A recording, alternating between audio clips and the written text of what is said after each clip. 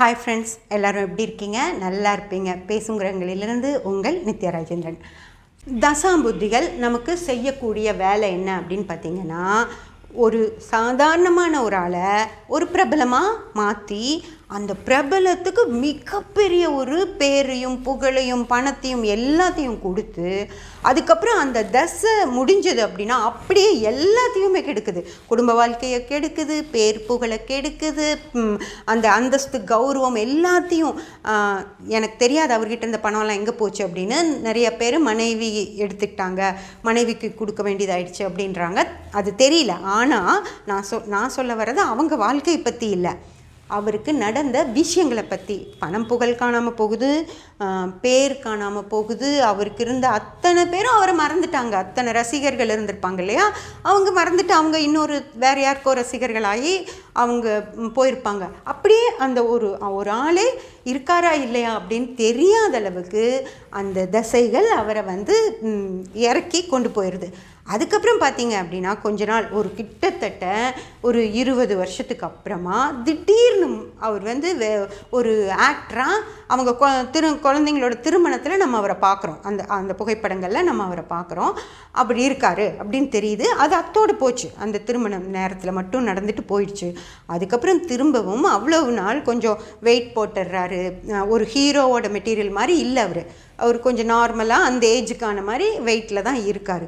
அப்புறம் பார்த்திங்கன்னா உடம்பையெல்லாம் குறைச்சி அழகாக ஒரு ஹீரோவாக அதுவும் ஆக்ஷன் ஹீரோவாக கையில் துப்பாக்கியெல்லாம் வச்சு சுடுற மாதிரியெல்லாம் போஸ்டர்ஸ் நான் பார்த்தேன்.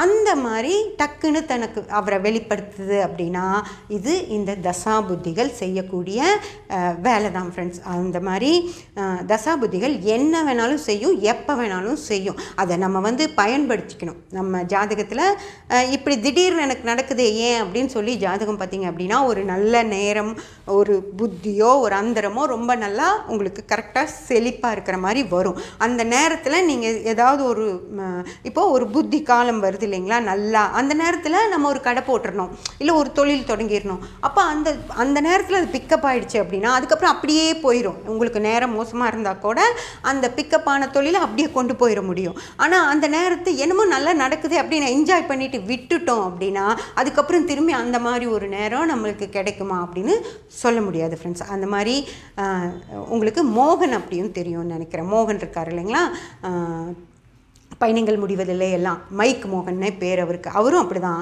ரொம்ப காலம். இவராவது 20 வருஷம், அவர் 30 வருஷமே இருக்கும்னு நினைக்கிறேன். 30 வருஷத்துக்கு முன்னாடி மோகன் அப்படின்னா தெரியாதவங்களே இல்லை.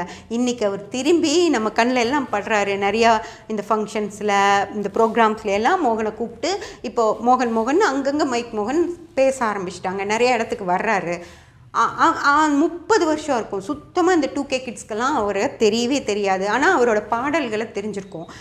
அந்த பாட்டை கேட்டிருப்பாங்க. ஆனால் இவர் தான் அந்த பாட்டிலெல்லாம் நடிச்சிருந்தார் அப்படின்னு அவங்களுக்கு தெரியவே தெரியாது.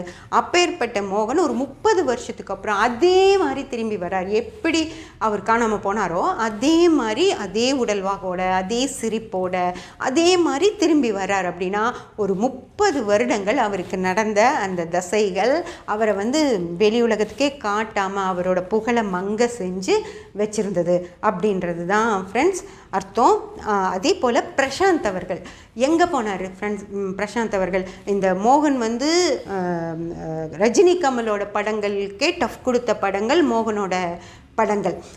அதாவது ரஜினி கமலெல்லாம் பார்த்து அவங்க மாதிரியே இன்னும் அவங்க எப்படி இப்போ அவங்க ரஜினி கமலோட ஜாதகமெல்லாம் பார்த்திங்கன்னா விதி கொடுப்பினே நல்லாயிருக்கும். எப்போவுமே ஸ்டார்ஸாகவே இருந்து எல்லா தசைகளும் அவங்கள அப்படியே வச்சுருந்துச்சு. ஆனால் மோகனுக்கு அப்படியே இல்லாமல் டவுன் ஆகிட்டு திரும்பியும் இப்போ ஒரு நல்ல தசை அவர் திரும்பியும் மேலே கொண்டு காட்டுது. இப்படி ஒருத்தர் இருக்காரு, நீங்கள்லாம் நான் வச்சுருக்கீங்களா அப்படின்னு அந்த திசை நமக்கு காட்டுது. அதாவது அதே போல் பிரசாந்த் அவர்கள் ஃப்ரெண்ட்ஸ், பிரசாந்தும் அஜித்துக்கும் விஜய்க்கும் சரியான டஃப் கொடுத்த அதே ஒரு இளம் கதாநாயகன். அவரும் ஒரு 10-15 வருஷமாக அப்படியே காணாமல் போகிறார்.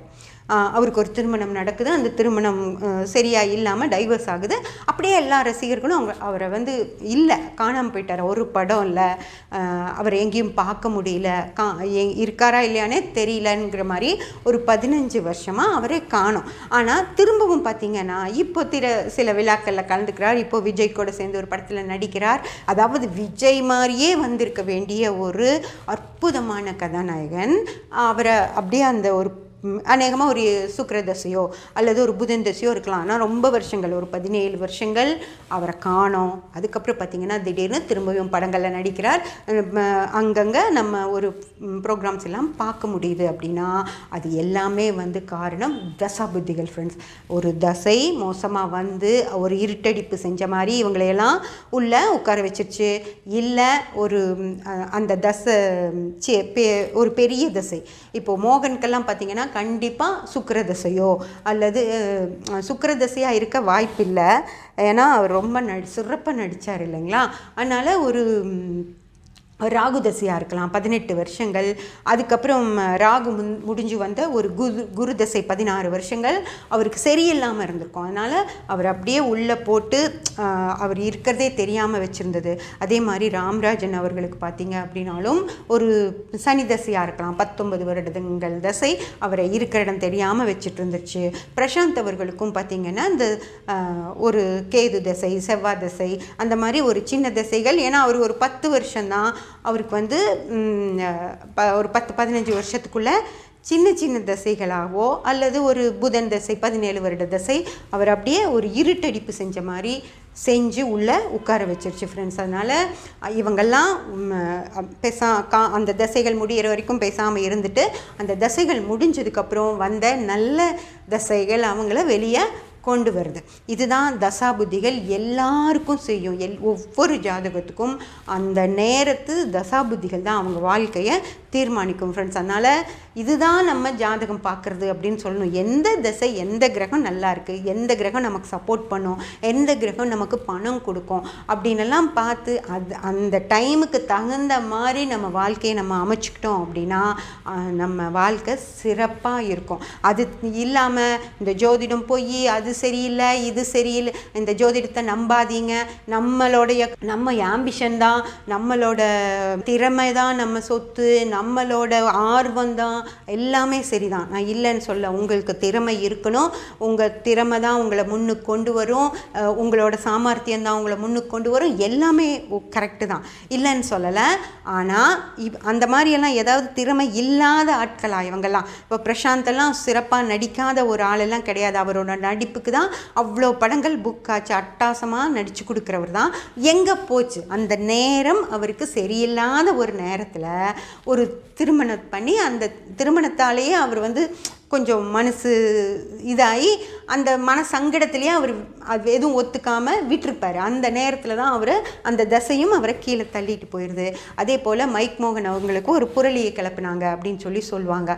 அந்த மாதிரி ஒரு விஷயம் நடந்து ராம்ராஜன் அவர்களுக்கும் மனைவியோட பிரிவு அப்படிங்கிற ஒரு விஷயம் நடந்து அவங்கெல்லாம் மனசால் கொஞ்சம் இது ஆக வைக்கிற அந்த நேரத்தை அந்த தசாபுத்திகள் மாற்றம் கொடுக்கும் ஃப்ரெண்ட்ஸ். அந்த மாதிரி எல்லாத்துக்குமே நடக்கும். அதனால் நம்ம சில பிரச்சனைகள் வரும்போது போய் ஜோதிடரை பார்த்து அந்த இடத்துல நம்ம பிரிஸ்காக இருக்கிறதுக்கு என்ன பண்ணிக்கணுமோ, சோர்ந்து போகக்கூடாது. இந்த இடத்துல நம்ம சோர்ந்து போனோம் அப்படின்னா நம்ம வாழ்க்கை ஏதாவது மாற்றம் ஆகிடும். அதனால் எந்த இடத்துல நம்ம சோர்வையெல்லாம் இது பண்ணிவிட்டு நான் பரவாயில்ல, எனக்கு என்ன பிரச்சனை வந்தாலும் நான் வந்து தைரியமாக அதை எதிர்கொள்ளுவேன்னு சொல்லி தைரியமாக அந்த டைமை கடந்தாதான் அது நம்ம பிரகாசமாக இருக்க முடியுமோ தவிர, இல்லைன்னா இந்த தசாபுத்திகள், மோசமான தசாபுத்திகள் நம்மளை நம்மளை உள்ளே உட்கார வச்சிரும் ஃப்ரெண்ட்ஸ். அதனால் இந்த மாதிரி தசைகளில் சிக்காமல் பார்த்துக்கோங்க.